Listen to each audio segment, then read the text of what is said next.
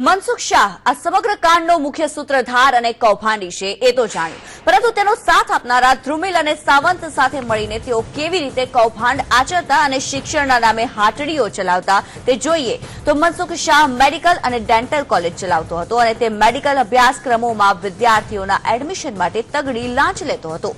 જો કે તે આ લાંચ વચેટિયાઓ ધ્રુમિલ અને સાવંતના મારફત લેતો હતો। તેમની લાંચ લેવાની મોડસ ઓપરેન્ડીની વાત કરીએ તો આ ત્રણેય કૌભાંડીઓ એમસીઆઈના મોટા માથાઓના નામે લાંચ લેતા હતા। એમસીઆઈ મોટા માથાઓમાં એમસીઆઈના પૂર્વ ચેરમેન કેતન દેસાઈની પણ સંડોવણી હોવાની આશંકાઓ છે, કેમ કે કૌભાંડી મનસુખ લાંચના પૈસા કેતન દેસાઈને જ આપતો હોવાની પણ વિગતો મળી છે।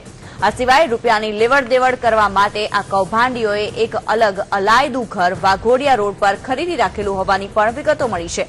તો લાંચ બાબતે જ તેમણે એક વિદ્યાર્થીનીને પાસ હોવા છતાં નાપાસ જાહેર કરી હોવાની વિગતો પણ જાહેર થઈ છે।